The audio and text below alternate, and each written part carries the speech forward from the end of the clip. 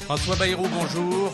Nous sommes heureux de vous accueillir après de 2 mois maintenant du premier tour des présidentielles et à un moment particulier de la campagne puisque Nicolas Sarkozy est désormais officiellement candidat. D'abord, comment vous jugez cette entrée en campagne ?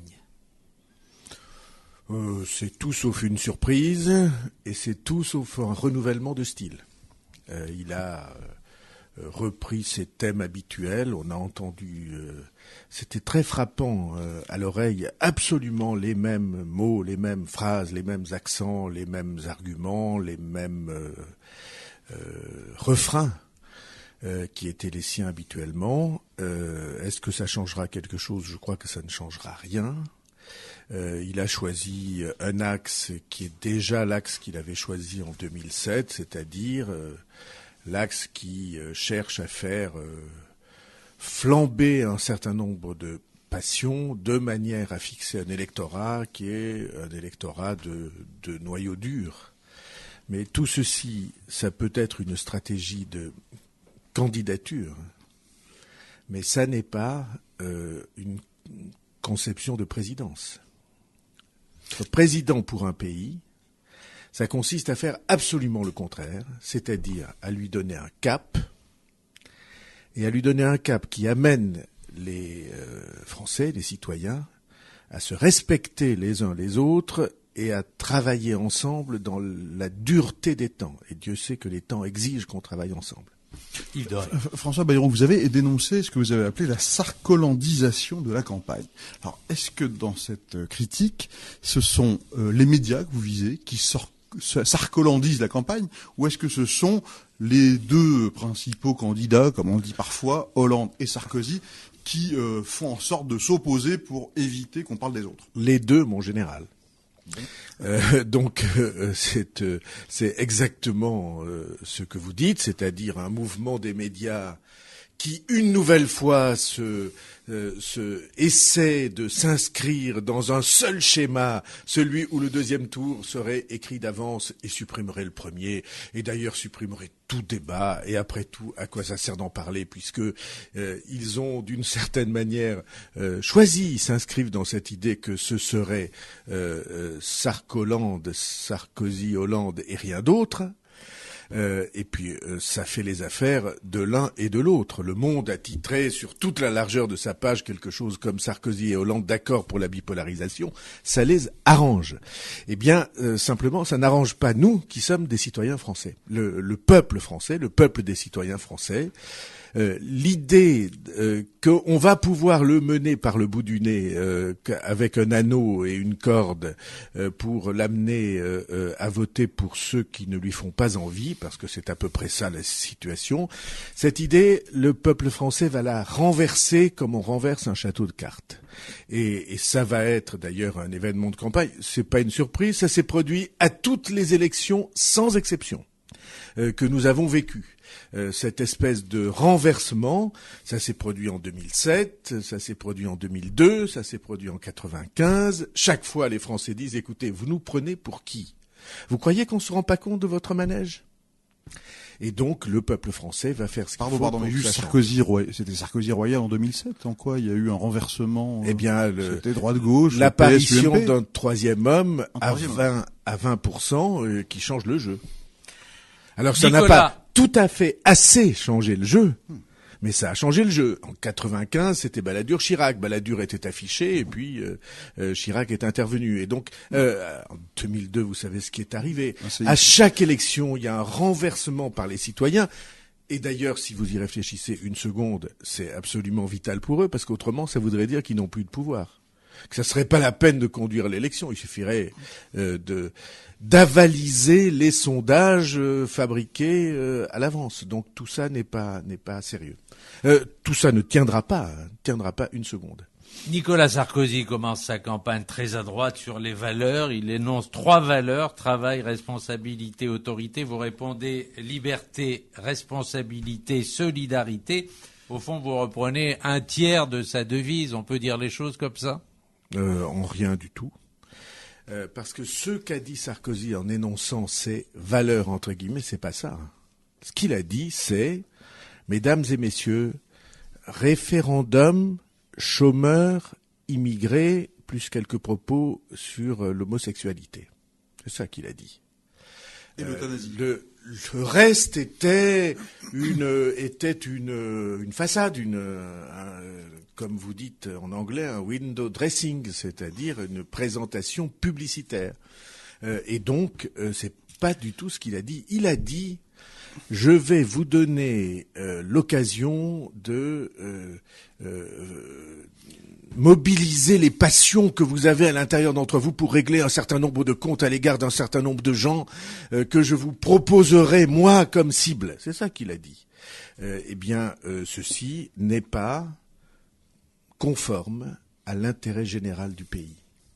Comprenez, nous sommes un pays, une nation qui traverse une très mauvaise passe depuis 10 ans, depuis 15 ans peut-être, très mauvaise passe, dans laquelle tous les symptômes d'un mal national sont en train de flamber, et la première des choses à faire pour que ce mal national soit guéri, c'est que les Français acceptent d'unir leurs forces pour sortir de la situation très difficile où des décisions politiques très mauvaises les ont mises. On revient un instant justement sur cette fameuse interview du Figaro Magazine, dans laquelle, en effet, il a tenu des propos, on peut dire, très conservateurs, à la fois sur la question du mariage gay. Non, il n'a pas tenu des propos conservateurs.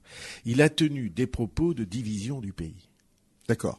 Est-ce que ces propos de division du pays, donc je le rappelle, opposition au mariage gay, opposition au vote des étrangers aux élections locales, opposition à ce qu'on appelle l'euthanasie ou le droit à mourir dans la dignité, est-ce que du fait de tous ces thèmes-là avancés dans une sorte de corpus par Nicolas Sarkozy, est-ce que ça ne fait pas que François Bayrou, humaniste, qui se présente comme un humaniste et qui l'a prouvé tout au long de sa vie, est-ce que ça ne fait pas qu'il ne pourra jamais se rapprocher de Nicolas Sarkozy ?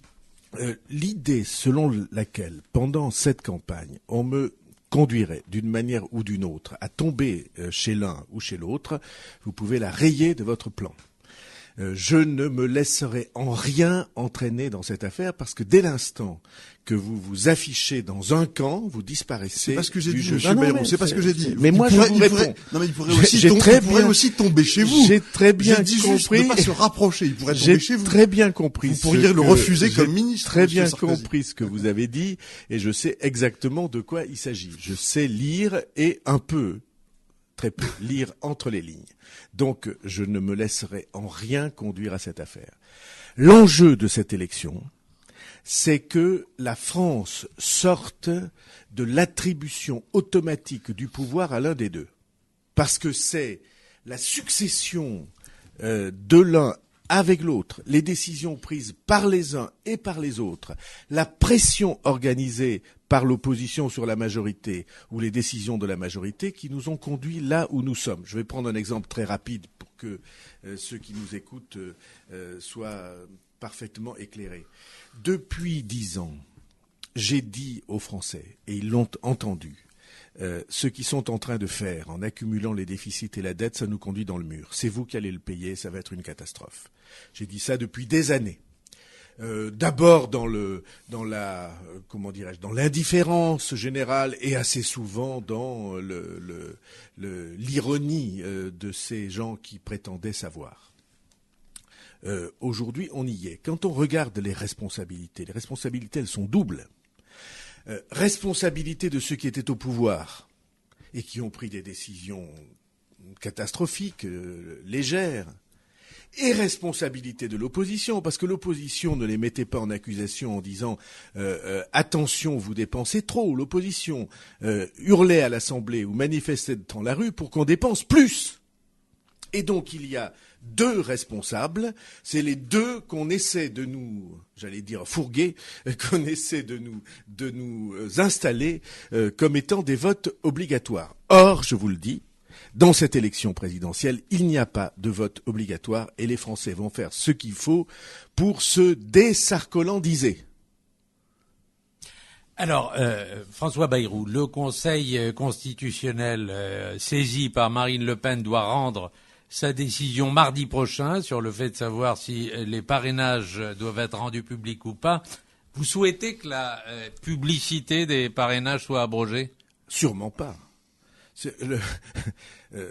Si on supprimait, d'ailleurs ça ne se fera pas, ou alors je ne comprends rien au droit, mais le caractère public de la présentation d'un candidat par un élu, il ne l'exerce pas en son propre nom. Il n'est pas né maire. C'est pas par droit de naissance qu'on devient maire, conseiller général ou député. C'est parce qu'on tient à ce mandat de la confiance des citoyens. Et dans une démocratie où la transparence doit être la loi, alors j'affirme qu'il est un principe que tous ces actes publics doivent être transparents et chaque citoyen a le droit de savoir qui présente. Vous mesurez très bien, si on ne le faisait pas, à quelle manœuvre on se livrerait. Un camp qui essaierait de présenter un candidat de dissidence contre l'autre camp. Et évidemment, ça serait la déloyauté à tous les étages. Et donc, non, je pense que de ce point de vue-là, le principe du droit, c'est qu'on respectera le principe que un acte pris au nom des citoyens est un acte public. Bon, mais vous avez quand même semblé souhaiter que Marine Le Pen puisse se présenter, obtenir ses parrainages, parce que... Monsieur, j'ai combattu l'extrême droite toute ma vie.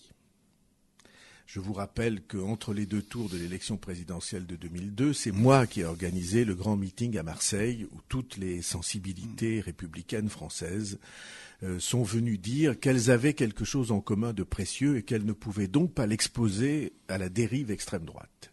Donc j'ai combattu toute ma vie. Mais je vous dis, j'ai dit ceci qui est pour moi une certitude, si le fait qu'un courant avec lequel je suis en désaccord sur tout, mais qui pour un certain nombre de Français représente quelque chose, ne pouvait pas se présenter à l'élection présidentielle, ce serait un problème pour l'ensemble du corps démocratique français. J'ai dit cela, tous les autres ont dit ça nous intéresse pas.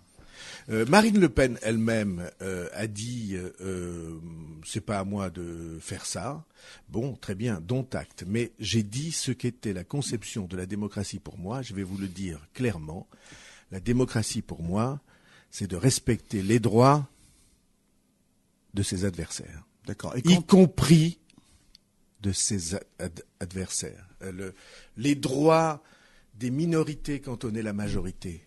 Pas les droits de vos amis, mais les droits de tout le monde dans le jeu politique. François Bayrou, à Lille, lors du meeting d'hier, Jean-Marie Le Pen, qui reste le président d'honneur du Front National, a cité l'écrivain collaborationniste Brasillac dans son discours, qui était fusillé à la Libération, qui souhaitait que les enfants partent avec les parents lors des déportations. Est-ce que ça ne rend pas comme un peu compliqué l'appréhension de ce parti comme un parti démocrate, normal, qualifiable à l'élection présidentielle? Dans ce cas, il faut que des décisions d'ordre public soient prises. C'est-à-dire des décisions d'ordre public, il appartient à la République et aux parlementaires de prendre. Le Pen fait ça chaque fois. N'est-ce pas? Quel est le principe de communication de Le Pen? C'est quand on ne parle pas d'eux, ils cherchent quelque chose qui soit absolument choquant, transgressif, impossible dans la présentation qu'il en fait. Et évidemment, ça choque et ça fait brûler quelque chose. Et il y a des gens qui reconnaissent là-dedans des tendances malsaines et qui se précipitent pour essayer de... en même temps, ce sont des attitudes désespérées.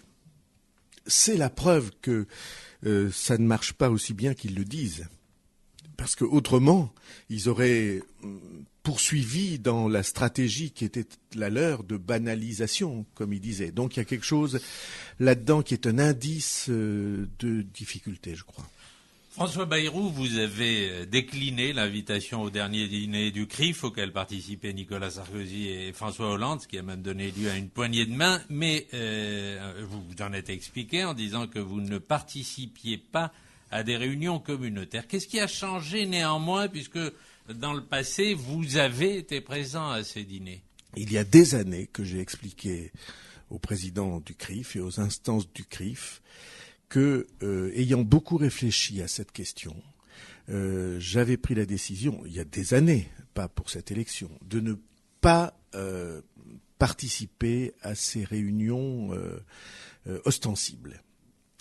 Il y a là quelque chose de gênant. Aller parler à des citoyens français en tant que juifs, en tant que catholiques, en tant que musulmans, en tant que toutes ces instances communautaires existent, en tant que athées, en tant que publiquement, pour aller quérir en fait des voix, puisque c'est de ça qu'il s'agit, ça me gêne. Moi, je veux parler aux citoyens français en tant que citoyens français. On le fait pour d'autres communautés, on le fait pour les Arméniens, on le fait, et ça amène un certain nombre de décisions. Et vous savez que je me suis inscrit dans le principe en situation de réserve, voilà. Donc parce que j'aime pas. Mais qu'on pas sur banalise. Le fond, contre la loi pour le J'ai voté le Parlement... génocide arménien, la reconnaissance. Mais la criminalisation, la pénalisation d'une démarche négationniste du génocide arménien, tout ça, je trouve que ça me gêne. C'est tellement cousu de fil blanc, c'est tellement fait pour obtenir des voix qu'il y a là quelque chose qui me gêne. Et je l'ai dit, je le fais à l'égard de toutes les communautés et de celles que j'aime aussi. Et de celles auxquelles j'appartiens aussi.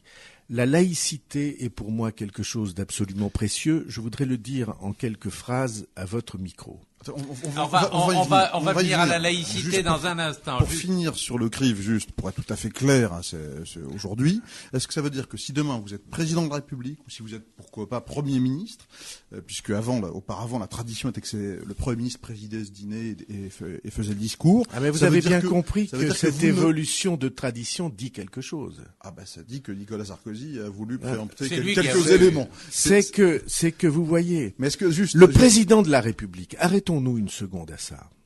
Le président de la République, c'est l'homme de toute la nation. De toute la nation. Que le gouvernement aille s'expliquer devant les uns ou devant les autres des choix politiques qu'il fait, ça peut se discuter. Mais le président de la République, selon moi, c'est quelqu'un qui a la charge d'être dans tous ses gestes le représentant de toute la nation et pas d'une partie seulement de la nation. Et les déclarations qu'il fait pour essayer de prendre telle ou telle sensibilité ne me vont pas. Mais je veux vous dire ceci, j'ai dit dans la même déclaration, et j'ai pratiqué tout au long de ma vie, que quand une communauté veut me rencontrer en privé, c'est immédiatement.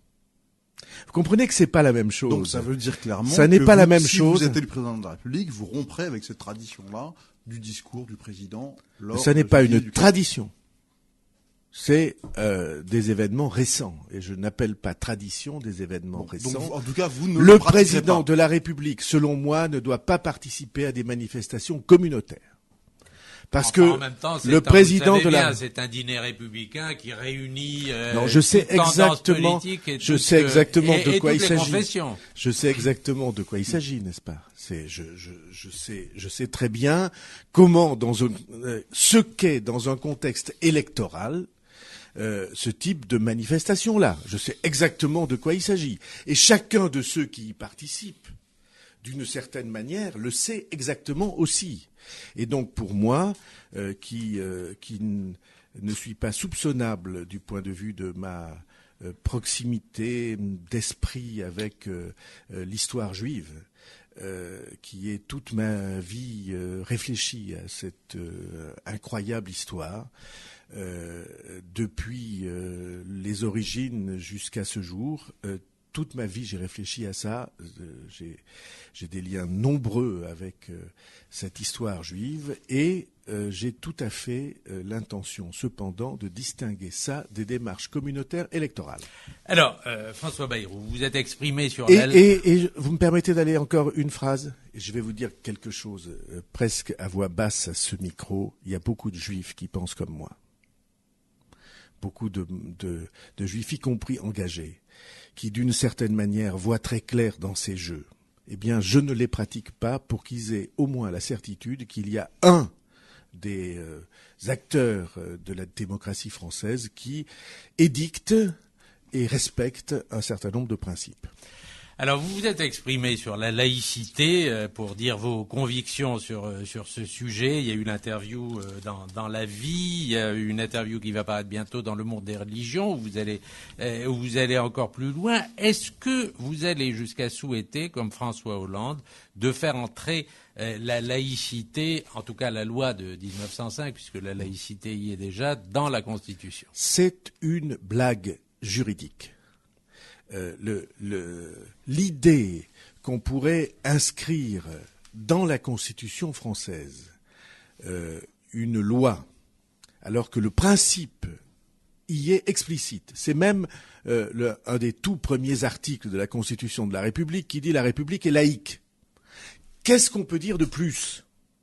Sauf à vouloir, là encore, faire naître des polémiques, et des polémiques absolument ridicules, puisque sur le territoire national, en Alsace-Moselle, il y a, comme vous le savez, une exception, et j'ai même vu cette idée... Il y a Jean-Luc Mélenchon qui propose d'en finir avec cette... Eh bien, tous les deux, pour moi, sont dans une dérive, et une dérive qui respecte pas l'histoire de la France. J'ai même vu que le Parti socialiste envisageait d'écrire dans la Constitution la loi de 1905 en écrivant que ça ne s'appliquait pas en Alsace-Moselle. Alors vous voyez un peu la portée du principe constitutionnel. Vous savez ce qu'il y a derrière ça, derrière toutes ces attitudes. C'est la même chose.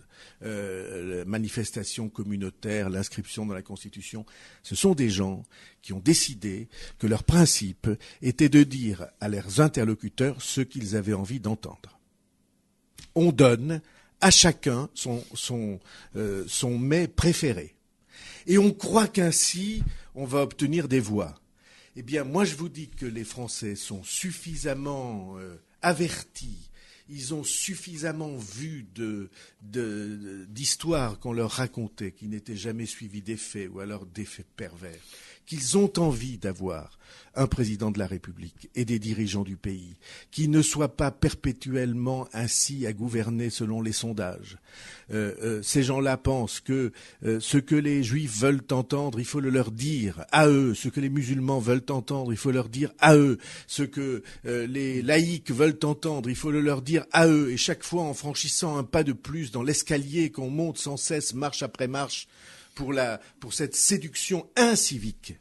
Car pour moi, la séduction, ou en tout cas la persuasion civique, ça commence à partir du moment où on a le même langage pour les uns et pour les autres. Et à ce principe de cohérence, qui est un principe de respect, je te regarde non pas comme juif, musulman, chrétien, catholique, athée, agnostique, je te regarde comme citoyen, parce que la responsabilité d'un président de la République, c'est de s'occuper des citoyens.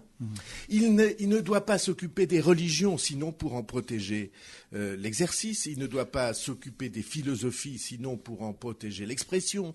Le président de la République, il est là pour que se forme un peuple de citoyens et que ce peuple de citoyens relève les défis du temps.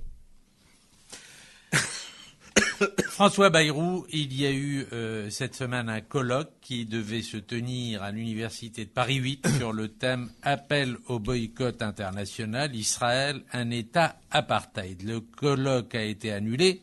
Qu'est-ce que vous pensez de cette campagne de boycott contre Israël qui existe ?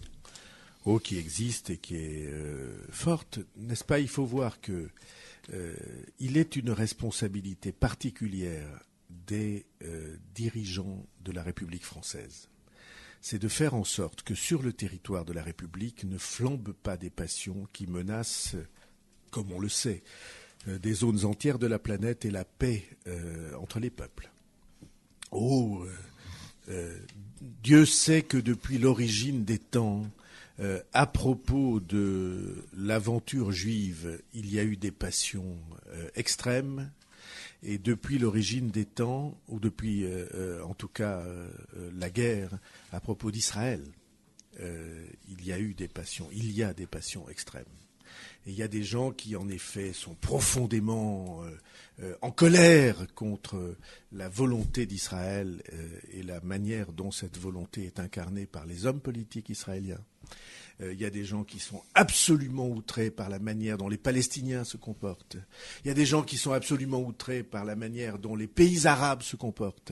Il y a des gens qui sont absolument outrés par la manière dont l'Iran se comporte. Il y a des gens qui sont absolument outrés par la manière dont la Syrie se comporte. Et il y a de quoi ?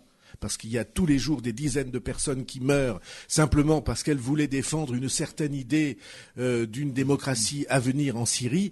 Et le devoir des présidents de la République, du président de la République française et de ceux qui l'entourent au gouvernement, ce devoir, c'est que toutes ces passions qui sont brûlantes, elles ne débordent pas en lutte communautaire sur le territoire de la République française. D'un mot, François Bayrou, est-ce que Nicolas Sarkozy a fait en sorte que la France vote l'admission de la Palestine à l'UNESCO ? Est-ce qu'il a eu raison de le faire ?